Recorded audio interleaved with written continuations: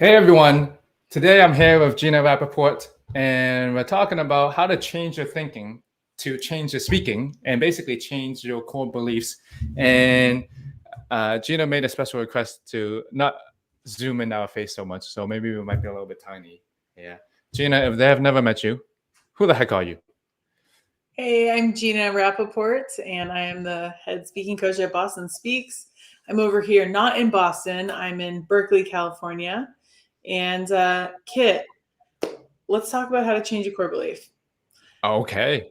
I'm curious first, like how would you distinguish between a thought and a belief? Yeah. So I would say a thought is something that happens all of the time. And a belief is something that is a deeper truth that you have. So a thought is spawned usually from a belief. So let me give an example of all of this. Okay. So let's say you have to go adopt you go to Petco and you want to buy a baby turtle. Okay.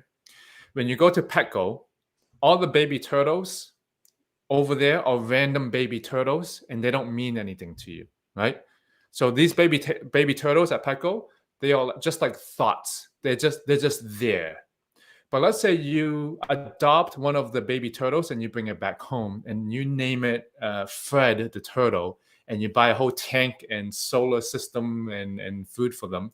And now 2 weeks later, maybe your friend said, you gotta give Fred back. You don't know how to take care of Fred. Give it back to Petco. And you say, no, that's my turtle. That's my Fred. I don't want to give it away. So when you adopt the turtle, that's like adopting a belief. It becomes yours, and it becomes a bigger truth that you have. But in reality, you didn't give birth to that turtle. It's not your turtle. But we say it's our turtle. We care about the turtle. So therefore, a belief is something. So a belief is a thought that we adopted, and it became bigger for us. But at the beginning, there was just random thoughts and random turtles. But we adopted it, and now it's a bigger truth for us. Have you ever given that example before, that analogy? Yes, I have. Okay, because I was like, that was pretty, that was amazing. It is the master of like analogies that seem so random. Like when you said turtles at Petco, I was like, where the hell is he going with this? But I love it. What would you say? I think why are we talking about this in the first place, and how is this related with kind of like improving our speaking anxiety, speaking confidence? Yeah, so as you may know, if you're familiar with Boston Speaks, we really focus on the mindset side of things, right? Because what we know is that if you want to be a better speaker, we could work with you. We could say, do this thing with your hands. We could say, do your voice like this. We could say, look at the camera when you're virtual to create connection for eye contact, all of that, right? But at the end of the day, we need a foundation of confidence. We need a foundation of like feeling grounded when we're speaking. So how do we do that? How do we feel confident, or how do we not feel anxious? It comes back down to that mindset. And so we worked with so many clients, and what we find is that they all have thoughts and beliefs that are probably holding them back. Yeah, yeah. So what would you say our thoughts and beliefs, and how do Yeah, you remove no, I'm asking too many questions. yeah, you are. No, so I would say I loved your analogy. I think beliefs are, there's a heaviness to beliefs. Like beliefs are often about identity. Like there's these, I think you once gave the analogy like the 10 commandments, like they are true, but there are these like strong statements like I am this, or like people are that, right? Versus thoughts. You're having a thought of like, oh, I'm hungry, or like I don't like this color, it's like just blah blah blah, blah whatever. The thoughts are like those heavy, those grounded, those rooted from younger years typically. And what was going to be your follow-up question? I think that's great. First of all, how do we remove the beliefs? I kind of like jumped the boat and went down into it. Yeah. So I think the best way to remove a belief is to work with a coach, right? Because they can be deep, they can be heavy, and first off, we need an awareness of them, and a lot of times we don't actually know what we believe, right? It could be a message we learned implicitly or explicitly when we were younger. So we want to get awareness of those, get awareness of any blind spots we have, and that's why working with a coach can be really helpful, because we're trained to, see your beliefs, help be the mirror. We're holding back the mirror, so we're reflecting back what we see. So the clarity is number one. What would you say is number two after getting awareness? Yeah, I would say after getting awareness, so getting awareness of what's happening in a certain belief, and then it's knowing how to start challenging that belief. So in a way, like when we talk to other people, sometimes we can tell the way they're thinking, our way of thinking is better, and we want them to have themselves question why they think that way. So we're just doing it to ourselves. So I would say it's that way of challenging our way of thinking. Yeah. Another thing I want to acknowledge is, like, in that challenging, I think it can be cathartic to acknowledge that belief maybe once served you. So even though the belief isn't helpful now, it's important to get some clarity on, like, where that belief maybe came from, contextualize that belief, and also be like, yeah, this doesn't serve me anymore, but it did serve me when I was a kid, or it did serve me in this scenario, and that's why I, like, gripped onto it so tightly. And now in that process of challenging, I can have that clarity, and then I can let it go. Yeah. We're talking about thoughts and beliefs. And Gina, how much time do you have? So FYI, everyone, we usually do these lives during our weekly meetings. And we're going over a few minutes. I have a few minutes. Okay, you end it whenever you want, Gina. Okay, so you be the ender for the day. I was gonna ask, so if there are people that's watching and listening right now, and they might not even be interested in these thinking and beliefs, because most of us, we are conditioned to believe that if we want to have more confidence, we just need to speak more and practice more and learn more speaking skills. This belief stuff, it doesn't even seem like it's going to work. So like, why do we need to do it when we can just practice and do all of that stuff? I think the practicing can be helpful, but if you have a belief, for example, that people are going to judge you if you say something wrong, you can practice, and you're always going to have that experience. And you're going to be exhausted from thinking you just need to practice it away. So even though sometimes it sounds like more work to work on the belief side of things, it's like we're getting at the root cause of the reason why you feel like you need to practice so much. And it's like such a relief. It's like, it just feels like a weight off your shoulders. What do you think? Yeah.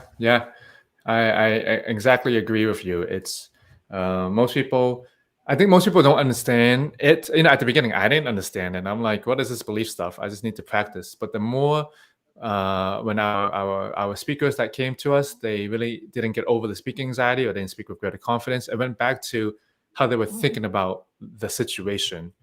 Even though they've been practicing for so long, their thoughts and beliefs like, oh, people will judge me negatively. So therefore, if they just practice more, they can be really good speakers skill-wise, but what if they make a mistake? Then they will still think, oh, people are going to be judging me negatively. So they never kind of like worked on that. I'm thinking, Gina, maybe for the rest of our time, what about we take one belief that you or I have, and we can kind of like challenge it and break it down. Okay. Or okay. I really want to talk about this Lefkoe method thing. So what I want to say is that, there are different philosophies for changing a belief, like bottom line coaching, i.e. like processing it, getting clarity, all of that, having the client be able to verbally like process that is important. But what I want to share is that Kit geeks out about this mindset stuff. And he is really passionate about this particular process called the Lefkoe method, which I'm in the process of learning more about. And I've seen him facilitate it or guide people through it. And it's really powerful. And so, Kit, I'd love for you just to explain. We don't have time to like go through the whole method. Maybe that could be our next video. But I'd love for you to explain high level, like how you got into it, and then maybe share what it looks like. Okay, thank you for putting us back on topic. This was our original idea for the topic of the conversation today, and then I segued so many things. Okay, so when at Boston Speaks at the beginning, I was helping people practice a lot and learn more skills to hopefully help them overcome the speaking anxiety and speak with greater confidence. But then there were people that it didn't work. So the next steps, I really said, I can't keep on doing this. Like people are paying me, but I'm not really helping them get results. What else is out there? Then I started Googling more, like what are the therapists saying? What are the hypnotists saying? And then the term cognitive behavioral therapy came about. I'm like, oh my God, this is about thinking, feeling, and acting. This must work. It's working a lot for a lot of people already. And then we built the program, the Confident Speaker Method program. It's largely based on CBT. But then I also saw the flaws in that. Many people said, Kit, when I'm writing on paper, I know how to change my thoughts when I'm thinking clearly, or when I'm working with a coach, I can think clearly. But when I go back to my real life speaking situation, it seems like the clear, good thoughts in the moment goes out the door. What the heck is happening? And then I dove down more into this mindset stuff. I'm like, then somehow I don't know, the Lefko method came about from some YouTube video that I saw, and they said if you remove these certain beliefs, then the problem will no longer be there. And so I looked into all of this stuff.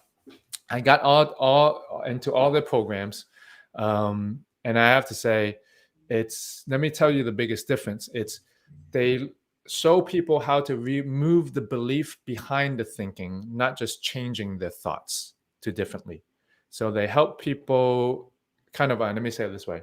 They help people reorganize and change a memory and that they have so that it doesn't affect them in the future. I'm going to use an example. I think back in 2012, there were two scientists that already started changing and deleting a mice's memory. So they could go into the mice's head, go back to a memory, take it out, and the mice does not have that memory anymore. Wow. Okay. The Lefko method is kind of like that, but for humans. But less creepy. We're not going really into your brain. Yeah, less creepy. Less creepy. Yeah. Yeah, and I've seen it in action, and it's so powerful. Anyway. Yeah.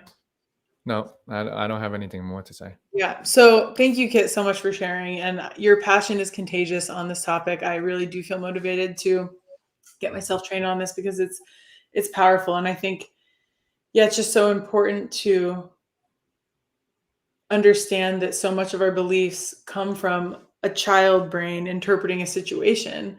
And so, yeah, maybe next video we can actually model and demonstrate this so people can see what that looks like. Yeah. And so I think if you are someone looking to speak with greater confidence, go on bostonspeaks.com/call to speak with one of us to see how we can help you, work on the speaking and get over the speaking anxiety. With that said, that's all I have today, Miss Gina. Well, me too. Good to see you, Kit. All right, everyone. Take care. Bye. Bye.